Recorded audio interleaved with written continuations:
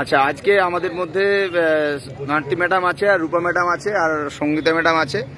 আজকে ওনারা সিবিআই অফিসে গিয়েছিলেন, তো ওইখানে গিয়ে আজকে কি আলোচনা হয়েছে, কি তথ্য উঠে এসেছে ওনাদের মুখ থেকে আমরা শুনবো। ম্যাডাম বলুন। প্রথমেই বলি, বাজারে কিছুদিন ধরেই একটা খবর ভীষণ চাউর হচ্ছিল যে সিবিআই নাকি সিএফএসএল রিপোর্ট জমা দিয়েছে। তো সেটার সত্যতা যাচাই করার জন্যই আজকে আমাদের এই অভিযান, সিবিআই অভিযান আর কি। তো প্রথমে সকালে আমরা যেটা জানি সিজিআই কমপ্লেক্স সিবিআই অফিস বলতে আমরা তাই ধারণা ছিল, সেখানেই প্রথমে যাই। সঙ্গীতাদির উদ্যোগে আমরা 4 জন, সঙ্গীতাদি, রূপাদি, শিল্পী চক্রবর্তী এবং আমি। তো সেখানে গিয়ে আমরা জানতে পারি যে ঠিকানার পরিবর্তন হয়েছে, সেটা এখন এনবিসিসি অ্যাকশন এরিয়া 3 নিউ টাউনে ট্রান্সফার হয়ে গেছে। তো আমরা তারপরে সেখানে যাওয়ারই উদ্যোগ গ্রহণ করি এবং সেখানে পৌঁছে আমরা প্রথমেই যেটা বলা দরকার, আমরা ভীষণ রকম কোঅপারেশন পেয়েছি। তারা আমাদের কোঅপারেট করেছেন from the very beginning till and, কোনো অসহযোগিতা আমরা পাইনি। তো আমাদের বসতে বলা হয় এবং ওদের ওখানে বিভিন্ন ফ্লোর আছে। তো একটা রিসেপশনে গিয়ে আমাদের জানানো হয় যে 12th ফ্লোরে যেতে, সেখানেই এই সিএফএসএল সংক্রান্ত যা কাজকর্ম সেটা ওইখানেই হয়। তো সেখানে আমরা যাই। গিয়ে প্রথম অভিজ্ঞতাটা খুব সুখকর না। যিনি রিসেপশনে ছিলেন, মানে তিনি আমাদের টেন্টেটিভ ভাবছিলেন এবং ডিরেক্ট আমাদের প্রশ্ন করেছিলেন যে আপনারা কত করে দিয়েছেন। তো আমরা 4 জন নারী ব্রিগেড মোটামুটি ঝাঁপিয়ে পড়ি তার উপর, কথা দিয়েই ঝাঁপিয়ে পড়ি, ইন দ্য সেন্স শব্দ দিয়েই ঝাঁপাই। তো we try to establish that, not try to establish, actually we are trying to establish the truth that we are untainted.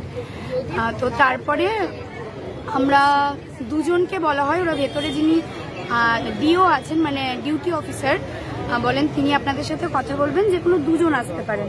তো সঙ্গীতা দি আর আমি ভেতরে যাই এবং সৌভাগ্যবশত আমাদের 11-12-এর যিনি ইনভেস্টিগেটিং অফিসার প্রদীপ ত্রিপাঠী, তিনি উপস্থিত ছিলেন এবং তাকেই ডেকে দেওয়া হয়, তার সাথেই আমরা কথা বলি।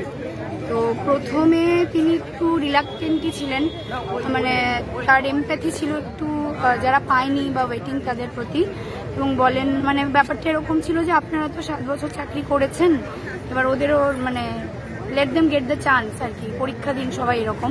তো আমি আর সঙ্গীতাদি কিন্তু একটু ভেঙে পড়িনি, তাতে শুনতে খুব কষ্ট হচ্ছিল কথাগুলো, কিন্তু আমরা ওই মানে লেগে থেকে ঘ্যাস করেই লাস্টে যে একটু বার করে আনতে পেরেছি, সেটা হচ্ছে ওনাদের বক্তব্য, আমাদের কাজ উই হ্যাভ ডান। আমাদের কাজ ছিল ক্রিমিনাল খুঁজে বার করে সাবমিট করা, আমরা সেটা করে দিয়েছি।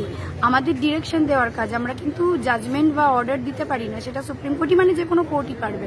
তো সেক্ষেত্রে আমরা তো we have done our segregation, কারণ আমরা ক্রিমিনাল লিস্ট দিয়ে দিয়েছি, আমাদের যা যা ডকুমেন্টস আমরা পেয়েছি আমরা সাবমিট করেছি, সেক্ষেত্রে সেগ্রিগেশন আমাদের দিক থেকে হয়ে গেছে। তো আমরা তখন প্রশ্ন করি আপনারা তো আনটেন্টেড লিস্ট দেননি, তখন বলছেন আমাকে আর সঙ্গীতাদিকে তিনি নাম এবং আমাদের সাবজেক্টও জিজ্ঞেস করেন। আমাদের মনে হয়েছে হয়তো কনফার্ম হওয়ার জন্য যে আমরা টেন্টেড নই। তো তারপরে তখন বলেন যে টেন্টেড লিস্ট যখন আমরা দিয়েছি, সেখানে যখন তোমাদের নাম নেই, তার মানেই তো তোমরা আনটেন্টেড। আমাদের কাজটা তো এইটুকুই, এর বাইরে যেটা কাজ সেটা তো সুপ্রিম কোর্টকে করতে হবে, সেটা তো যে কোনো কোর্টের কাজ, সেটা তো আমাদের কাজ নয়। তো আমরা তারপরে সিএফএসএল রিপোর্টে আসি, যে উদ্দেশ্যে যাওয়া। তো সেখানে প্রথমেই তিনি বলেন সিএফএসএল রিপোর্ট আমাদের পাঠানো হয়েছে, কিন্তু সেটা কবে আসবে তার কোনো গ্যারান্টি নেই। সেটা 2 বছরও লাগতে পারে, 3 বছরও লাগতে পারে, 4 বছরও লাগতে পারে, 5 বছরও লাগতে পারে। মানে কোইন্সিডেন্টালি সেখানে প্রাইমারি যিনি ইনভেস্টিগেটিং অফিসার তিনিও উপস্থিত ছিলেন এবং তিনি বললেন কিছু কিছু কেস 10 বছরেও এখনো আমরা রিপোর্ট পাইনি সিএফএসএল। সো মানে এটা আপনাকে ডেফিনেট করে বলা যাবে না সিএফএসএল রিপোর্ট কবে আমরা পাবো। তো তারপরে সঙ্গীতাদি খুব সঙ্গত প্রশ্ন করে, তাহলে আমাদের কি কাজ সিএফএসএল রিপোর্ট নিয়ে, 10 বছর পর রিপোর্ট নিয়ে আমরা কি করবো? তো সেক্ষেত্রে তার উত্তর ছিল যে সিএফএসএল রিপোর্ট বেসিক্যালি ভিকটিমদের খুব একটা কাজে আসে না, এটা কাজে আসে আমাদের, যে আমরা ইনভেস্টিগেশন করে যাদেরকে ক্রিমিনাল আইডেন্টিফাই করেছি, আমাদের ইনভেস্টিগেশন যে অথেন্টিক সেটাকেই আলটিমেটলি সিএফএসএল রিপোর্ট প্রুভ করে। এর বাইরে সিএফএসএল রিপোর্ট ভিকটিম যারা হয় তাদের হেল্প যে খুব বেশি করে তা কিন্তু নয়। খুব স্বাভাবিকভাবেই আমরা সে সময় ভেঙে পড়ি, রূপাদিও ছিল, শিল্পীও ছিল।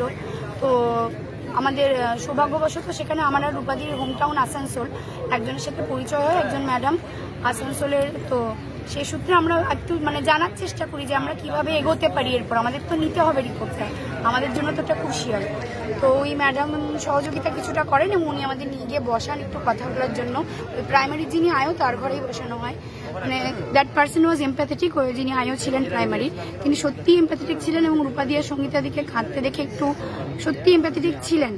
কিন্তু ওনার কথা এটাই যে আমাদের কিছু করার নেই, আমরা আমাদের জব ডান, আমরা যেটুকু করার আমরা করে দিয়েছি, এরপরে যা করার ওখানেই করতে হবে। আপনারা লড়ে যেভাবে পারুন এটা নিয়ে আসুন, লিগালি লড়ুন, রাস্তায় লড়ুন, লড়ে আপনাদেরকেই আনতে হবে, কারণ আমাদের এক্ষেত্রে কোনো কিছু করার নেই। আমাদের যেটুকু কাজ ইনভেস্টিগেশন করার, ক্রিমিনাল আইডেন্টিফাই করার, তার লিস্ট জমা দেওয়ার, সেটুকু we have done hour job. বাকিটা কিন্তু আপনাদের লড়ে নিয়ে আসতে হবে। আচ্ছা রূপা, কিছু অ্যাড করার আছে কি আর সঙ্গে? প্রায় সবটাই স্মার্তি ম্যাডাম বলে দিয়েছেন, আর বলার মতো কিছু নেই। যাই হোক, আমরা ওনাদের সঙ্গে দেখা করেছি এবং বাকি যা যা বলার সবগুলোই বলেছেন, নতুন করে কিছু তথ্য নেই, তবে যা হোক সহযোগিতা করেছেন এবং উনি এটা পরিষ্কার বলেছেন যদি আমাদেরকে সেই রিপোর্ট আনার জন্য ব্যবস্থা করতে হয় সেটা আইনগতভাবে টোটালটাই সুপ্রিম কোর্টে গিয়ে সেখানে আমাদেরকে যেতে হবে।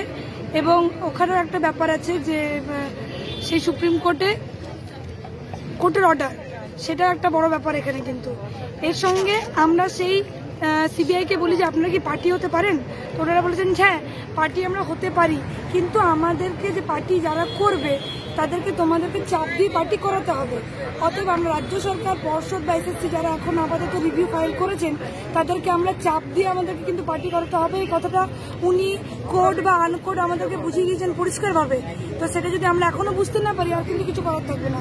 সেই চাপটা আমার যেটা আমার বক্তব্য বা উনি যেটা বলতে চাইছেন যে তোমরা আন্দোলনের মাধ্যম দিয়েই পথে নেমে থেকে কিন্তু তাদেরকে চাপ দিয়ে সেই পার্টি করানোর ব্যবস্থা করতে পারো, যেটা আমাদের পক্ষে উপযুক্ত হবে। আচ্ছা সঙ্গীতা কিছু অ্যাড করবে?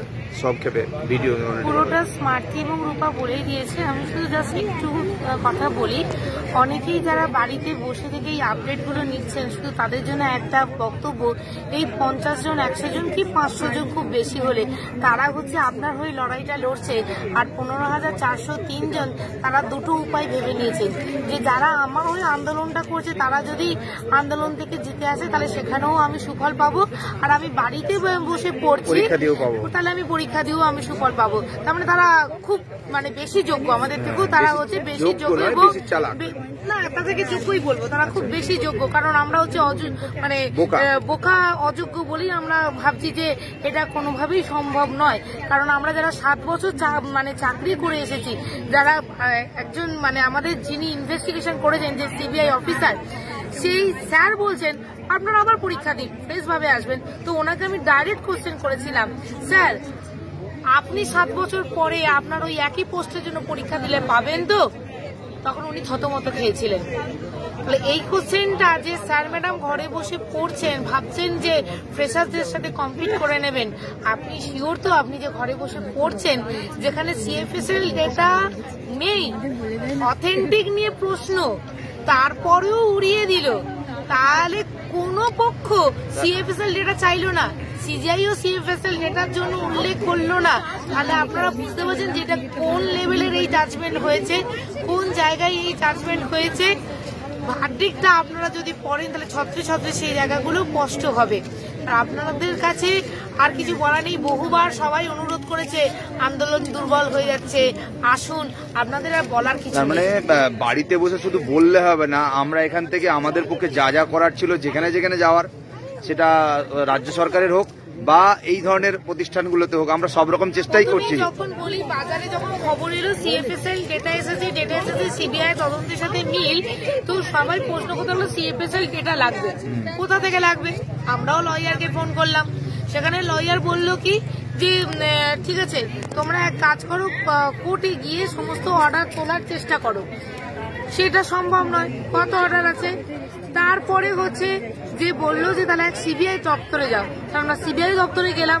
তাহলে যেখানে যাবার নয় সেখানে সিবিআই দপ্তরে, সেখানে গিয়েও আমরা ঢুকে যাচ্ছি, তাহলে আর কি করতে পারি? একটা জিনিস আমি যেটা দেখছি, যেখানেই দেখি সবাই কিন্তু একটা, সে আজকে কথা বলে বুঝছি যে রাস্তার আন্দোলনের কথা কিন্তু সব জায়গা থেকেই উঠে আসছে, যে অনেক কাজ যাদের করার কথা তারা হয়তো স্বইচ্ছায় করছে না, সেখানে আমাদেরকে রাস্তার আন্দোলন করে চাপ দিয়ে সেই কাজটা করাতে হবে।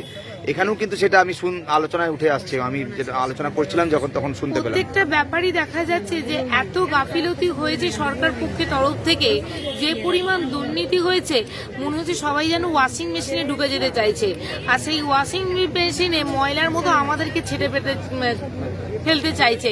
তো সেই জায়গা থেকে নিজেদেরকে বাঁচার লড়াই নিজেদেরকেই করতে হবে, রাস্তাতেই করতে হবে, কিন্তু কারোর কোনো সদিচ্ছা নেই, না কোনো বিরোধী পক্ষ না কোনো সরকার পক্ষ, কারোরই কোনো সদিচ্ছা নেই। এখন তো আবার আমাদের পিটিশনারদের একাংশ তাদেরও সদিচ্ছার অভাব হচ্ছে, সেখানেও জানি না তারা বাড়িতে বসে খবর নিতে চাইছে, সুন্দর মানে ভাবে ঘরে আছে, আর এই যে ঘরে বসে বসে আপডেট নিচ্ছে যে কি হলো, ভেবেছে পরে পরীক্ষা পেয়ে যাবো চাকরি। All the best.